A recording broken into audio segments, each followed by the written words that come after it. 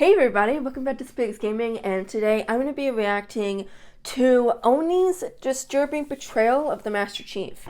So you guys will know that I think it's pretty safe to say everybody loves Chief, and the fact that not only what Chief has been put through, that we all know about, but ONI actually betrayed him. That makes me mad. That makes me hate ONI so much. So much more than what I did. So without any further ado, let's get into it. It isn't uncommon for high-ranking government agencies to turn on their agents, especially those dealing with highly sensitive information that would be detrimental if it ever saw the light of day. Loose ends have to be tied up, and sometimes these loose ends happen to be operators who just know too much. ONI are no exception to this. Their treatment of Benjamin Giraud is living proof that anyone who knows too much is taken care of, both publicly and privately. But their most grievous act of smearing was of the greatest hero in the history of humanity. This is ONI's grievous betrayal of the Master Chief. Holy crud. In 2558, the galaxy would be made to rethink their adoration for the hero of the millennia. Sometimes glory can go to the heads of those who achieved greatness and send them insane, or sometimes allegiances that these heroes make can lead them down the wrong path in the years that follow. Whichever scenario was the case with the Master Chief, something had clearly gone very, very wrong. Civilians across the galaxy woke up one morning in early 2558 to every single news media reporting the same disturbing, harrowing story. Leaked incident reports from a human elite peace talk on the outer colony world of Biko stated clearly that the Master Chief had entered the embassy and proceeded to shoot up the peace negotiations. It was being reported by some media outlets that Chief had killed 19 innocent humans, and that he'd taken Richard Sakibo, which was the head of the peace negotiations, as a hostage, before escorting the elites to safety by mowing down any human security forces that got in his way. Days later, officials located the body of Sakibo, the man behind what was just about to be the most historic signing of peace in human history, dead in a field. This incident sent shockwaves through human-controlled space. Politicians on Earth began spewing vile rhetoric, declaring Chief as the fallen Spartan. Civilians in the inner colonies wanted Chief dead, and the outer colonies, while still extremely angry, were more mad with ONI, believing that they were responsible for the Chief going crazy. The now Senator, Andrew Del Rio, held a rally where he condemned the Master Chief, labelling him a false Spartan and a broken bastardization of a soldier. That's why he's so mad at the game. Forever changed the way humanity perceived John 117. What was once a galactic hero was now a traitor, sent insane by his own. Infallible foundation in a powder by L'Oreal Paris. In one swipe gives full MAC coverage. Dang it. Heroism. That's bullcrud! I'm so mad! However, that was the story that ONI wanted you to believe. Yes. The real story, the truth, was far, far different. It wasn't a falsehood that Chief had stormed the peace negotiations, and it wasn't fake news that he'd shot and killed humans there that day. The reality was, however, that the humans he'd killed were terrorists, members of a radical anti-Sangheili terrorist organisation known as Sapien Sunrise. The group were popular in the outer colonies and refused any form of alliance with the elites, citing their murder of billions of humans during the war, which, to be fair, is a reasonable citation. The 9 members of Sunrise disguised themselves as bodyguards, civilians, and security personnel, and would go undercover in the peace talks before murdering the elite delegates. Richard Sakibo, the leader of the human side of the talks, caught wind of their plot, but couldn't get any aid from the government for it. Luckily, however, Chief and Blue Team managed to learn of the assassination plot and stormed the embassy moments before the attack would begin. Chief took out Sakibo's bodyguard, who was actually a disguised terrorist, and a firefight begun in which Sakibo was seriously wounded.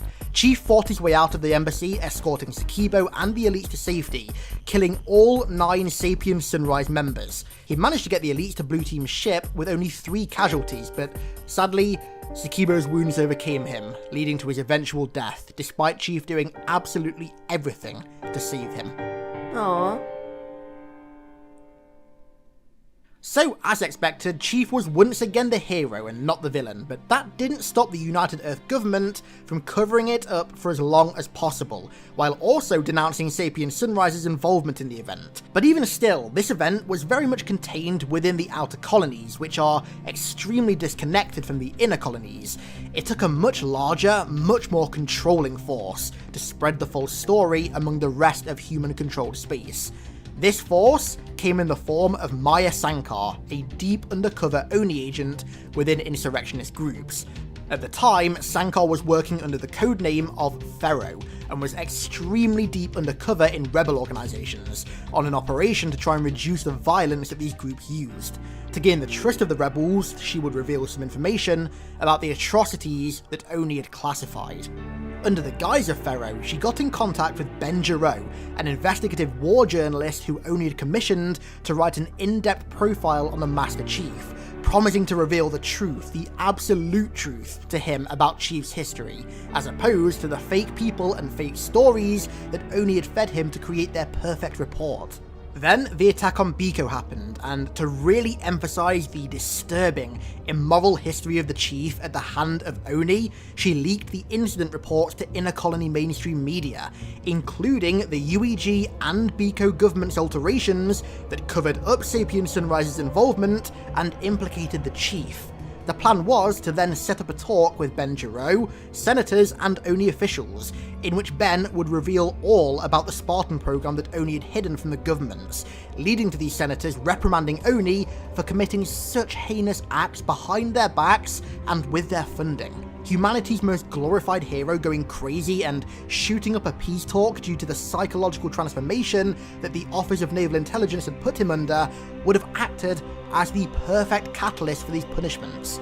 However, the senators didn't buy it, continuing to trust ONI, and Ben's feed to the conference was cut off. Ultimately, Pharaoh ended up going dark, and when Ben was going to reveal all of the truths that he'd learned about ONI, the Spartan program, and the Master Chief to the world, live on ECB News, ONI officials managed to get in just before him and discredit all of his evidence. This made Ben look like no more than a crazy conspiracy theorist with no basis in reality. Live on TV, he just had every single piece of evidence he'd spent the last weeks accumulating and getting from inside sources completely discredited in front of millions of live viewers. He was then taken away by ONI and put in Midnight Facility, the highest security prison in the galaxy, for the rest of his days. All for finding out the true origins of the Master Chief and every single Spartan too, of which he now knew were nothing more than child soldiers. The rest of humanity continued to believe that the Spartans were just mere heroes, and that the Office of Naval Intelligence were just another body of the government. Little did they know how close they'd come to finding out the original insidious origins of every single Spartan 2 that saved humanity. In covering this up, they'd managed to hide their most insidious secret from the public eye, and had managed to use Ben Giro as an example to anybody who plans to cross the Office of Naval Intelligence. Jeez. So, that's the disturbing story of how ONI, the United Earth government, the Biko government, and also an agent that was working for ONI but also kind of working against ONI, managed to smear the Master Chief as a traitor in front of billions of humans and get away with it. To me, this is the ultimate betrayal, because every single one of these organizations would be dead and buried if it wasn't for Chief, but with groups as secretive as these, anyone is expendable given the right situation. So, oh my gosh. I cannot believe that, like, given Chief's, like, background and, like, how much he'd done for Oni, like, I can't believe that, like, the world wouldn't trust him, like, wouldn't know, he wouldn't do that. And, the fact that, like, I get way too into this because, I've been a fan of this whole series since I was 8 years old. And Chief and Cortana and, like, the whole Halo series has been a part of me for 15 plus years. So, oh my gosh. And the fact that, like, the person found out about Chief and all of the Spartan 2s and then because he found out what happened, he was then put into this isolation for the rest of his days, and was like, by that picture of like the bloodiness on the thing, like on the glass or something like that. I mean, that's just sad. But like, and I can't believe like people like thought that Chief would be, you know, like a cold-blooded murderer. You know, it was like, you know, Chief was only killed because he had to. You know, he had to kill. And that's why in Halo 4, Del Rio was like being a jerkwad to Chief. That's why he was so like bent out of shape with Chief from the very beginning. And you kind of knew that like they had met each other beforehand, like before the game. That's why he was all upset with Chief and all that. I'm so mad. I get so into this. Like I'm like so invested, you know. So someone attacks my favorite character, I get mad. I get very mad. But that was really good. I really enjoyed it. Okay, everybody, that is it for today's video. If you guys enjoyed it, then be sure to smash the like button. Comment down below on like what Halo lore video you guys would like me to try next, and I will do it. Subscribe if you haven't already, and hit the bell icon to get notified whenever I post videos, so you're not missing me playing any more or doing any more reactions. I'll see you guys tomorrow. Bye, everybody.